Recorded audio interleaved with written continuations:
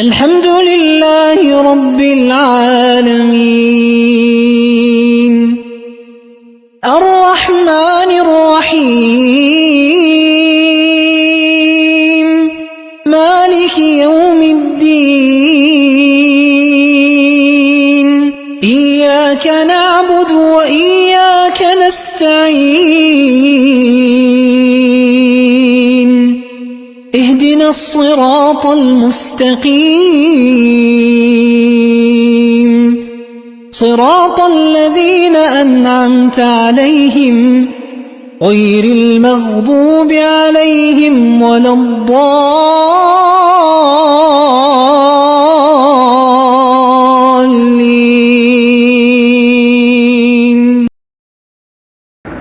الحمد لله সমস্ত প্রশংসা রব্বুল আলামিন যে রব্বুল আলামিন আপনাকে আমাকে বিভিন্ন ব্যস্ততা থেকে মুক্ত করে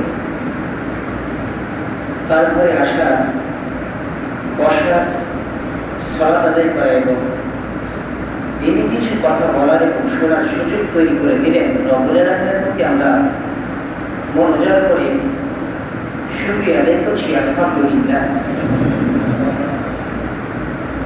হাজার কোটি দূষিত হোক সোনার মদিনায় ঘুমিয়ে থাকা সাইয়্যিদুল মুরসালিন খাতামুন নবিয়্যিন জনাব মুহাম্মদ রাসূলুল্লাহ সাল্লাল্লাহু আলাইহি ওয়াসাল্লামের প্রতি অসংখ্য দরুদ পেশ করছি।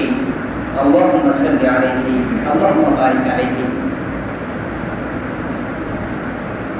রাসূল আকরাম সাল্লাল্লাহু আলাইহি ওয়াসাল্লাম বলেন, যে ব্যক্তিগুলো দ্বীপ প্রহরের পূর্বে অর্থাৎ আজান দেওয়ার আগে মসজিদে এসে বসে যান, আজকের ইমাম সাহেব কোন কোন কথা বলবেন সেই কথাগুলো মনোযোগ সহকারে শুনুন। তাহলে আমরা বুঝতে পেলাম আমরা এখানে কিছু উপহার নিয়ে যাওয়ার জন্য এসেছি, আমরা ঘুম পাড়ার জন্য এখানে আসিনি। যদি ঘুম পাড়ানোর একান্ত ইচ্ছা থাকে তাহলে বাড়ি থেকে ঘুমাইতে হবে, এখানে নয়। আল্লাহ রাসূল সাল্লাল্লাহু আলাইহি ওয়াসাল্লাম এটাই বলেছেন, যারা দ্বীপ প্রহরের পূর্বে অর্থাৎ আযান দেওয়ার আগে মসজিদে এসে বসে যায়, ইমাম সাহেব দিক নির্দেশনামূলক আজকের তার বক্তব্যের মাঝে কোন বার্তা কোন মেসেজ মানুষদেরকে দেবেন সেটা শ্রবণ করার পরে সেটা আবার বাড়িতে গিয়ে সেইভাবে বলে আবার সে অনুযায়ী আমল করে। রাসূল আকরাম সাল্লাল্লাহু আলাইহি ওয়াসাল্লাম বলেছেন, আল্লাহ রাস্তায় জিহাদ করলে যে সওয়াব হবে এই আমলটি করলে তার আমলনামায় এই জিহাদের সওয়াব তার আমলনামায় দিয়ে দেওয়া হবে। সুবহানাল্লাহ। সম্মানিত দিনী মুসলিম উম্মাহ, আরেকটি হাদিস বলেছেন আল্লাহ রাসূল, যদিও সেটা বলবো না। আজকের দিনে দিন সংক্ষিপ্ত বিবরণ হবে। রাসূল সাল্লাল্লাহু আলাইহি ওয়াসাল্লাম বলেছেন, ফালাইসা মিন্নি অথবা ফালাইসা মিন্না, কারা আমার উম্মতের দলভুক্ত নয়। আজকের দিনে দিনই তথ্যবহুল কথা বলার চেষ্টা করব। রাসূল সাল্লাল্লাহু আলাইহি ওয়াসাল্লাম কাদেরকে উম্মত বলে দাবি করবেন না। তার এক শ্রেণীর ব্যক্তি হল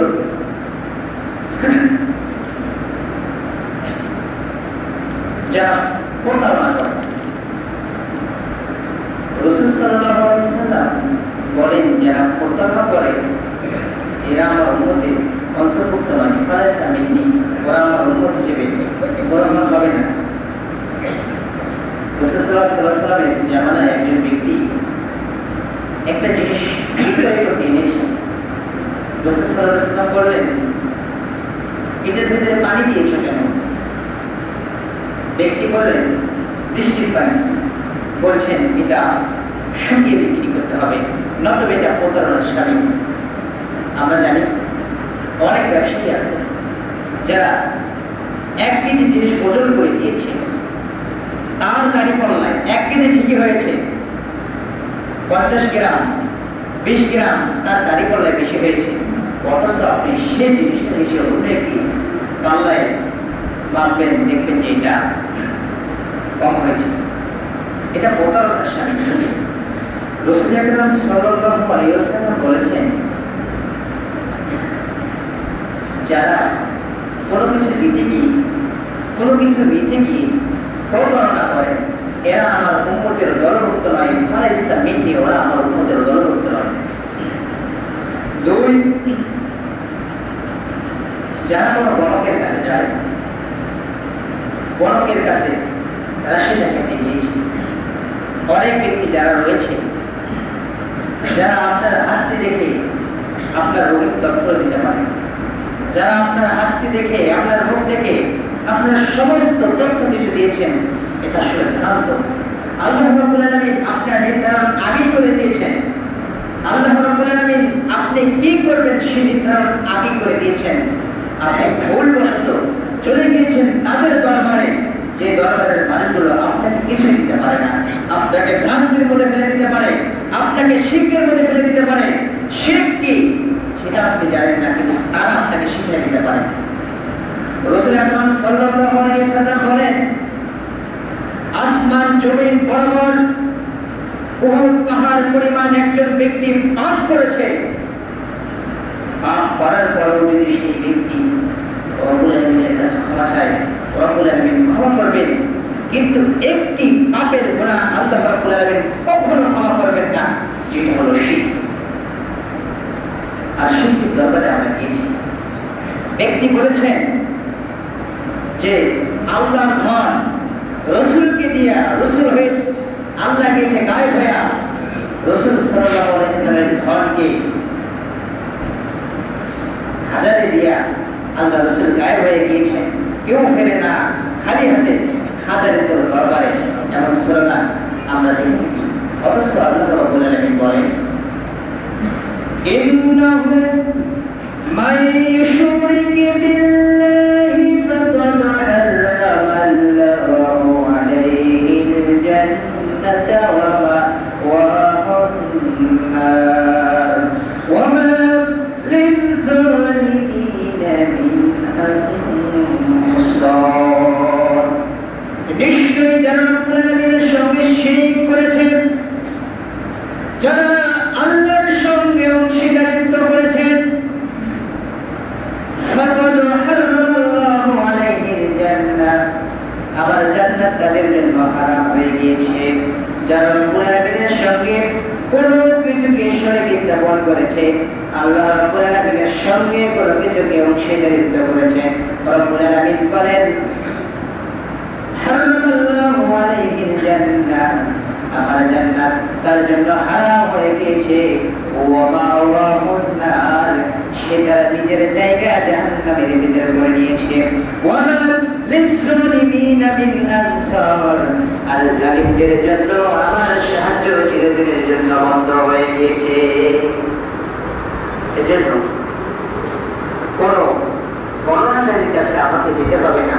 রাসূল সাল্লাল্লাহু আলাইহি ওয়াসাল্লাম বলেছেন, যারা গণকের কাছে যায়, ওরা আমার উম্মতের অন্তর্ভুক্ত কখনো হতে পারে না।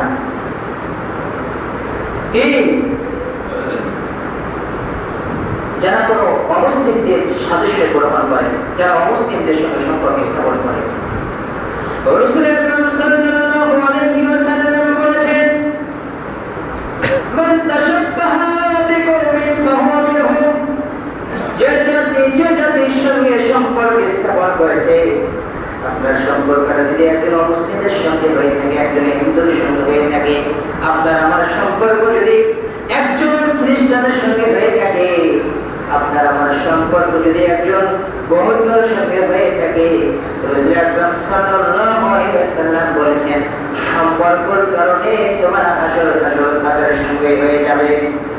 এজন্য রাসূল আকরাম সাল্লাল্লাহু আলাইহি ওয়াসাল্লাম বলেন, ওরা আমার উম্মতের দলভুক্ত হতে পারে না, ওরা আমার উম্মত বলে পরিচয় দিতে পারে না, আমিও তাদেরকে পরিচয় দেব না। যারা অমুসলিমদের সঙ্গে নিজের জীবনটাকে চলাফেরার গতিটাকে সাজিয়ে নিয়েছে, এর জন্য ওদের থেকে অনেক দূরে থাকতে হবে। রাসূল আকরাম সাল্লাল্লাহু আলাইহি ওয়াসাল্লাম বলেন, ফালাইসা মিন্নি, ওরা আমার দলের অন্তর্ভুক্ত নয়। যারা অমুসলিমদের সঙ্গে চলাফেরা করে, সাদৃশ্য গ্রহণ করে। 4, যারা শাসকদের মিথ্যাচারের সমর্থন করে, যারা মিথ্যাবাদী শাসকের সমর্থন করে, যারা মূর্খ শাসকের সমর্থন করে। রাসূল আকরাম সাল্লাল্লাহু আলাইহি ওয়াসাল্লাম একবার আলোচনা করছেন, এমন সময় একজন সাহাবী এসে বললেন, ইয়া রাসূলুল্লাহ, কিয়ামত কখন হবে, কবে হবে? রাসূল আকরাম সাল্লাল্লাহু আলাইহি ওয়াসাল্লাম সেদিকে কথা না দিয়ে রাসূল তার বক্তব্য চালাইতে শুরু করলেন, চলতে আছে।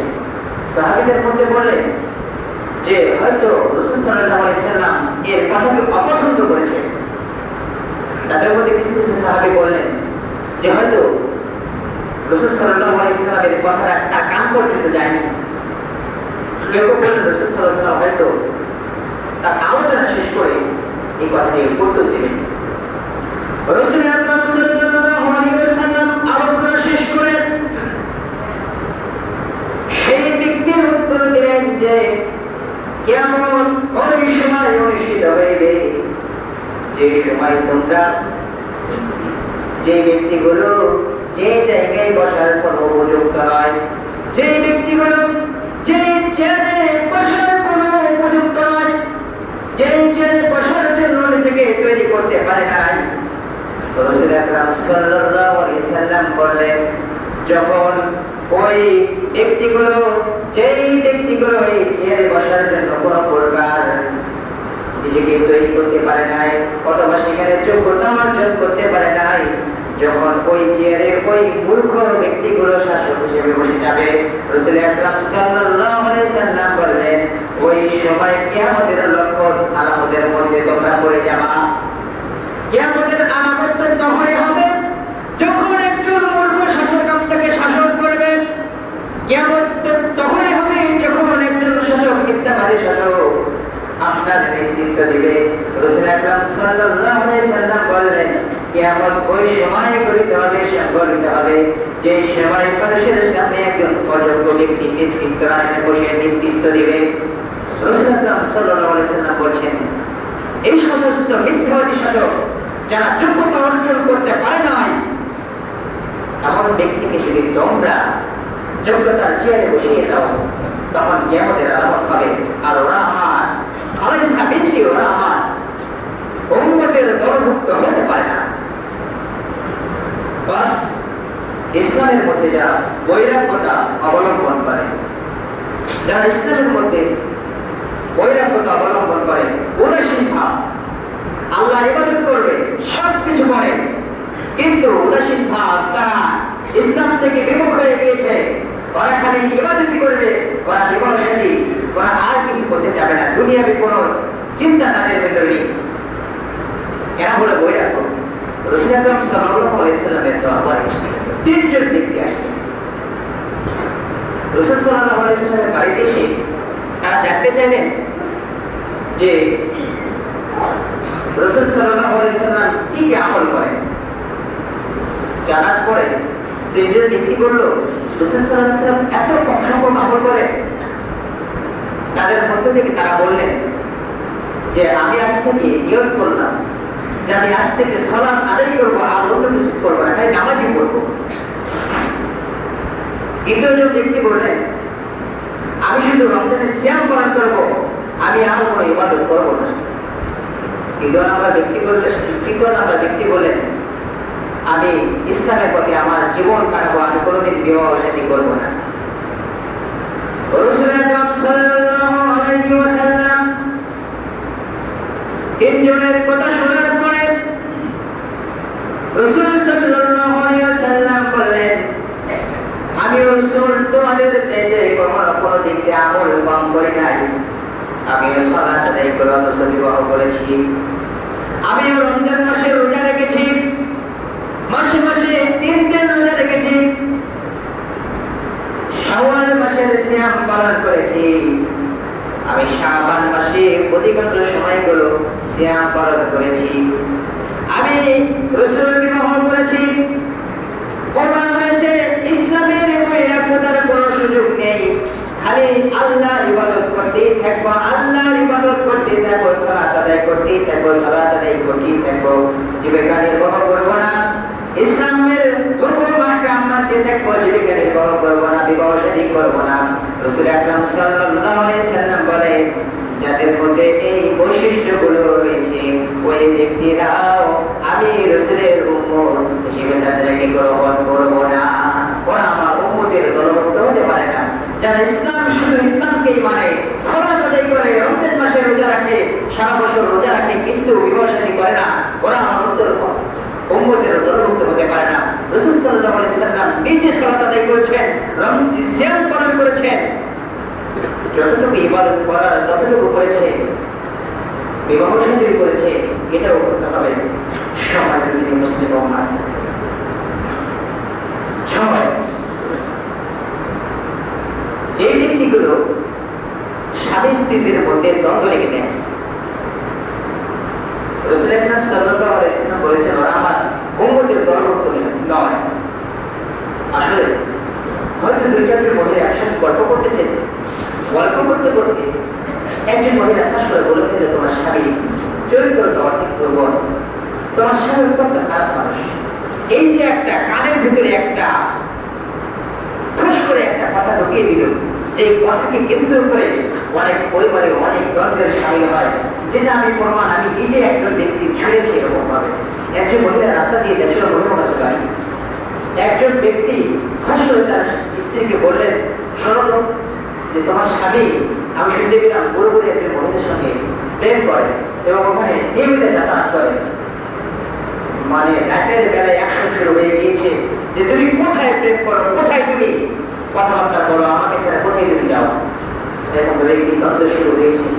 যখন এই ঘটনাটি কিন্তু একটা তুমুল আকারে শুরু হয়ে গেল, যখন ব্যক্তি বললেন যে এই কথাটি কার কাছ থেকে শুনেছ, যখন ব্যক্তির নাম বলেছে তখন আস্তে আস্তে অবাক হয়ে গিয়েছে যে এই ব্যক্তি তোমাকে বলেছে ও সবসময় এরকম ভাবে মুনাফিক আচরণ করে, তুমি তো তার নাতি হও, এই জন্য তোমার সঙ্গে মশকরি করেছে। তখন ওই ব্যক্তি মশকরি করতে পারে না, ব্যক্তির কাছে আসছে যখন আস্তে আস্তে বলেছে তোমাকে আমি একটু আপনাদের জন্য বলেছি, তোমাদের মধ্যে একটু অমিলের সৃষ্টি করানোর জন্য আমি বলেছি। সম্মানিত মুসলিম উম্মাহ, রাসূল সাল্লাল্লাহু আলাইহি সাল্লাম বললেন, যারা স্বামী স্ত্রীর মধ্যে দ্বন্দ্ব লেগে দেয় ওরা আমার উম্মতের দলভুক্ত হতে পারে না। 8 নাম্বার, যে ব্যক্তি মোষ কাটে না, যারা মোষ কাটে না, যারা মোষ ছোট করে না, খাটো করে না, রাসূল আকরাম সাল্লাল্লাহু আলাইহি সাল্লাম বলেছেন ওরা আমার উম্মতের দলভুক্ত হতে পারেন না। সম্মানিত মুসলিম উম্মাহ, মোষ বড় করা যায় না, অনেক দরকারের মানুষকে দেখা যায় যারা মোষ লম্বা করেছে, গাড়িও আছে কিন্তু মোষ অনেক কিছু চলে গিয়েছে, বড় হয়েছে, মোষের পানি খাওয়া হারাম, মোষের পানি খাওয়া যায় না। অথচ আমাদের সমাজে মাথার চুলও বড় বড়, দাড়িও বড় বড়, মোষগুলো অনেক বড় বড়। রাসূল সাল্লাল্লাহু আলাইহি সাল্লাম বলেছেন এই ব্যক্তিগুলো আমার উম্মতের দলভুক্ত হতে পারে না, ওরা আমার উম্মত নয়, আমি তাদেরকে উম্মত হিসেবে গ্রহণ করি। সম্মানিত মুসলিম উম্মাহ, 9 নাম্বার বলেছেন যারা বিপদে আপদে ধৈর্য হারা হয়ে যায়, যারা কোন কিছুতে ধৈর্য হারা হয়ে যায়, একটু কিছু হয়ে গিয়েছে ধৈর্য হারা হয়ে যায়, আবার কারণ মৃত্যু হয়েছে অধৈর্য হয়ে যায়। ব্যক্তি মৃত্যু হওয়ার সঙ্গে সঙ্গে কান্না অস্থির হয়ে যায়, কান্নায় ভেঙে যায়, অনেকে মাথা আশ্রায়, অনেকে তার বুকের বোতাম ছিঁড়ে ফেলে কান্না করতে করতে, অনেকে তার সাথের বোতাম ছিঁড়ে ফেলে, অনেকেই আছে যারা কান্না করতে করতে হেলিয়ে দুলিয়ে কান্না করে। এরকম কান্না রাসূল সাল্লাল্লাহু আলাইহি ওয়াসাল্লাম নিষেধ করেছেন যে তোমরা এরকম কান্না করবে না। যারা এরকম ভাবে মৃত্যুর খবর শোনার পরে, কোন বিপদের খবর শোনার পরে ধৈর্যকে হারিয়ে ফেলে ওরা আমার উম্মতের অন্তর্ভুক্ত হতে পারেন না। সম্মানিত মুসলিম উম্মাহ, রাসূল আকরাম সাল্লাল্লাহু আলাইহি ওয়াসাল্লামের জামানায় একজন ব্যক্তি দেখেন তার কত ধৈর্য, তালহা রাদিয়াল্লাহু তাআলা আনহু তার অসুস্থ সন্তানকে রেখে চলে গেলেন রাসূল সাল্লাল্লাহু আলাইহি ওয়াসাল্লামের দরবারে। রাসূল সাল্লাল্লাহু আলাইহি ওয়াসাল্লামের কাছে তাদের সমস্ত আলাপ আলোচনা সেরে চলে আসলেন বাড়িতে। বাড়িতে আসার পরে আবু তালহা রাদিয়াল্লাহু তাআলা আনহু তার স্ত্রী রুমাইসা রাদিয়াল্লাহু তাআলা আনহাকে বললেন, ও রুমাইসা, আমার অসুস্থ সন্তানটা কেমন রয়েছে? রুমাইসা রাদিয়াল্লাহু তাআলা আনহা বললেন, আগে যেমন অসুস্থ ছিল তার চেয়ে অনেক ভালো রয়েছে।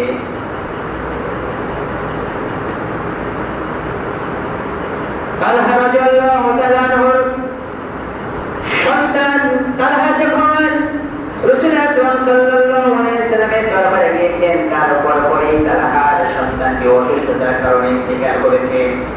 তালহা রাসূলের দরবার থেকে বাড়িতে আসার পরে তালহা রুমাইসাকে বললেন, ওগো আমার রুমাইসা, আমার অসুস্থ সন্তানটি কেমন রয়েছে? আজকে আমরা মৃত্যুর খবর শোনার পরে কান্নায় ভেঙে পড়ে যাই, অথচ এই সন্তানগুলো মানুষের পূর্ণতায়ন।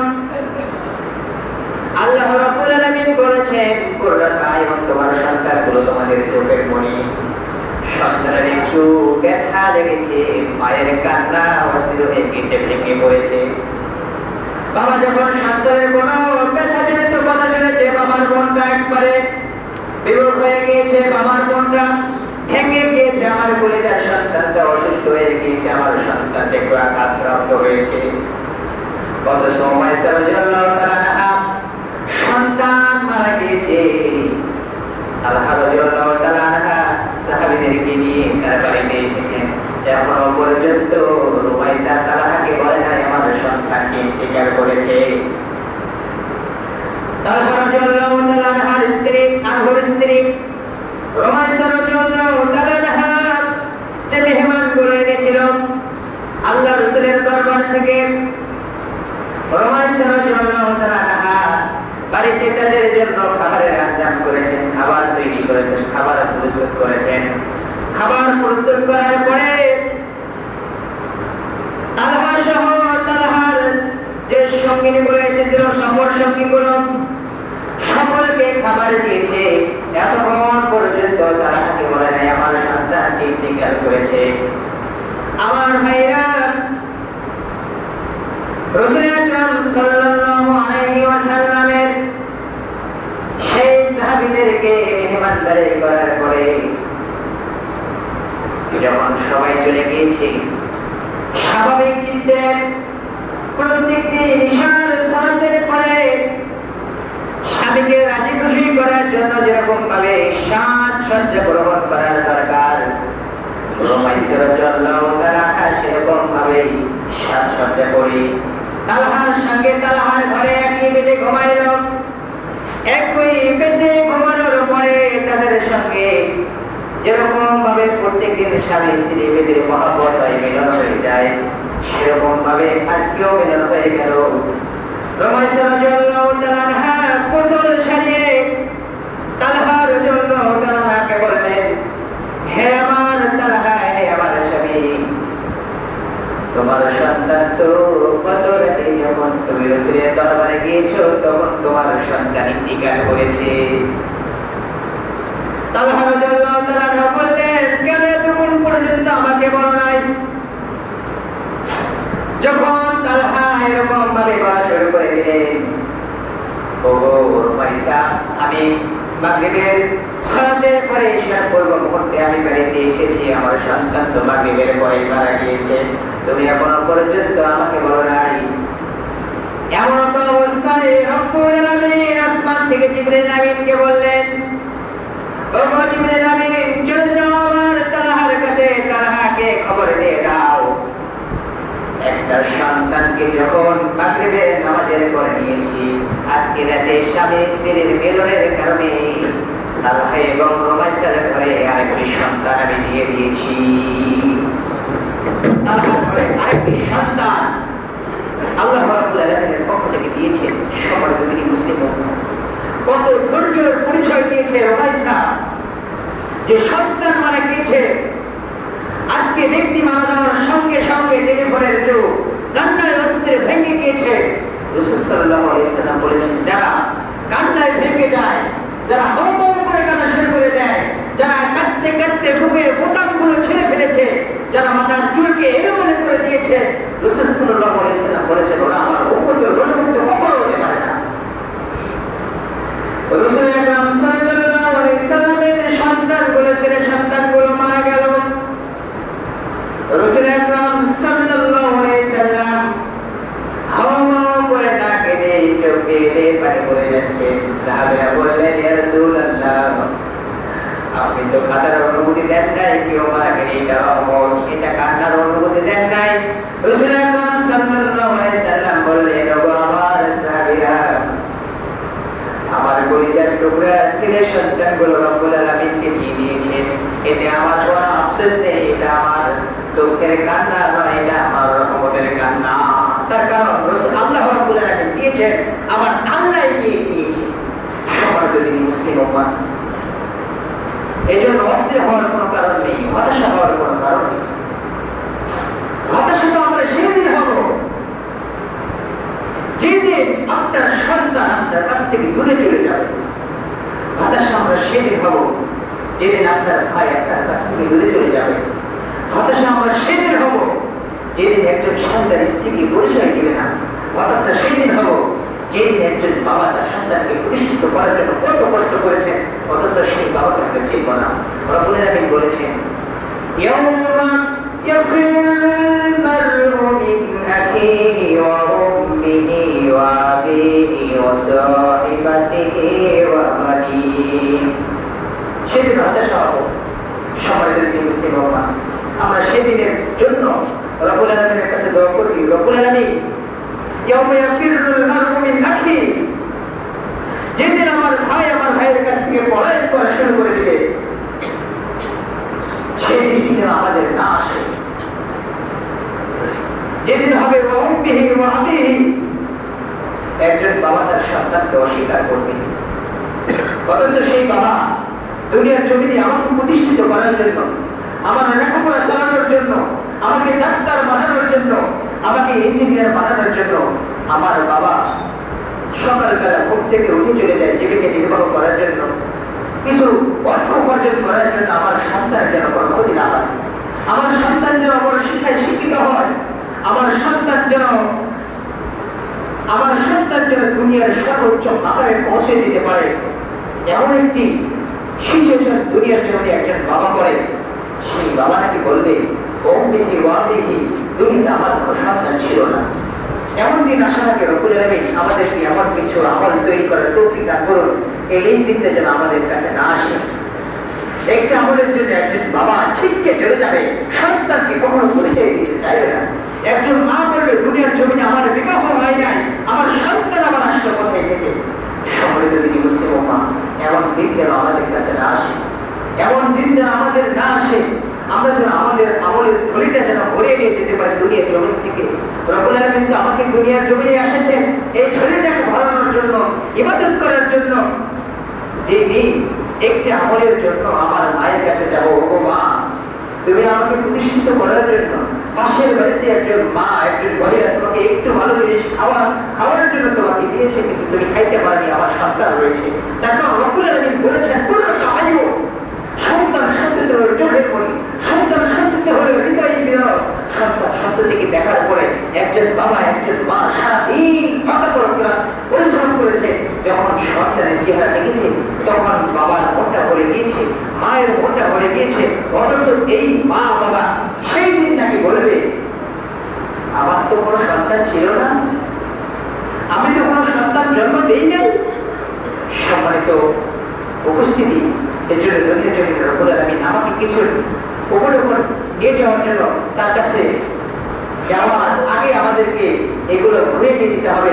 রব্বুল আলামিন সেই সুযোগ আপনাকে আমাকে দিয়েছে।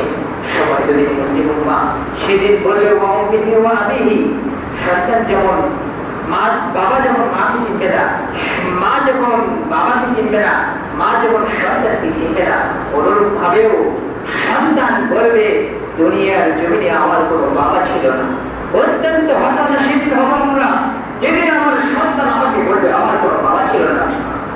আপনি একটি আমলের জন্য বলবেন বাবা তোমাকে তো আমি লেখাপড়া করার জন্য দুনিয়াতে সমাজে প্রতিষ্ঠিত করার জন্য কত ত্যাগ স্বীকার করেছি, কত রোদের মধ্যে পুড়ে আমার পেটকে চামড়াকে একবার পুষ্ট করে দিয়েছে, বৃষ্টির মধ্যে ভিজে আমার মাথা বেয়ে বেয়ে পানি পড়ে গিয়েছিল। এমন দিনেও এসেছিল যেদিন আমি সারাটা দিন পরিশ্রম করেছি বৃষ্টির ভেতরে, সেই উপার্জিত টাকা থেকে তোমাকে দিয়েছি যেন আমার সন্তানের লেখাপড়ায় কোনো ক্ষতি না হয়। তবু আমার বাবা একটি ডেকে দাও, বলবে দুনিয়াতে আমার কোনো বাবা ছিল না, দুনিয়াতে আমার কোনো মা ছিল না। সেদিন আমি আপনি অনেক হতাশার মধ্যে পড়ে যাবো। এই জন্য সম্মানিত তিনি মুসলিম উম্মাহ নিজের আমল নিজেকেই করতে হবে। পরবর্তীতে বলা হবে অসাহিবাতিহি ওয়া আনিহি। একজন স্ত্রীর কাছে একজন স্বামী যাবে যে তুমি আমাকে কিছু দাও, একজন স্ত্রী তার স্বামীকে বলবে আমার স্বামী ছিল না। স্বামী তার স্ত্রীকে বলবে কিছু দাও, একটা শ্লোক দাও। স্ত্রী তার স্বামীকে বলবে আমার স্বামী ছিল না। স্বামী তার স্ত্রীকে বলবে আমার কিছু ছিল না।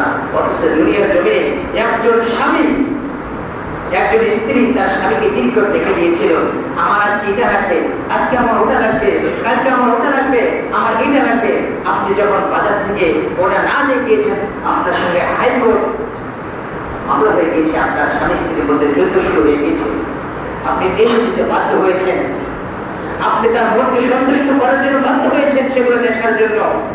অথচ সেই স্ত্রীকে সেই দিন বিভীষিকাময় দিনে আপনি বলবেন ও আমার প্রিয়তম স্ত্রী তুমি আমাকে একটা কিছু দাও, একটি আমল দাও, একটি নেকি দাও। স্ত্রী তার স্বামীকে বলবে দুনিয়ার জমিনে আমার বিবাহ হয় নাই, আমি আমার স্বামী আমার কোথায় থেকে আসবো।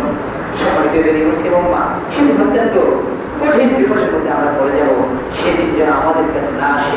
রব্বুল আলামিনের কাছে আমরা দোয়া করছি, রব্বুল আলামিন আজকে যে কথাগুলো শোনা হলো সেই কথাগুলো প্রত্যেককে আমল করার তৌফিক দান করুন। বক্তা শ্রোতা সকলকে এর উপরে আমল করার তৌফিক দান করুন। রব্বুল আলামিন আমাদের বাবা মা ভাই ব্রাদার বোন স্ত্রী সকলের সঙ্গে সম্পর্ক টিকিয়ে রাখার জন্য সকলের যেন সকলকে কিয়ামতের ময়দানে চিনতে পারি। আল্লাহ সেই জন্য আমাদেরকে আমাদের নিজের আমল তৈরি করার মতো তৌফিক দান করুন। রব্বুল আলামিনের কাছে আমরা দোয়া করছি, রব্বুল আলামিন আপনি আমাদের রব, আমরা মেনে নিয়েছি আপনি বড় ক্ষমাশীল, আপনি বড় দয়ালু, আপনি আমাদের জিন্দেগির গুনাহ মাফ করে দিন ইয়া রব্বুল আলামিন।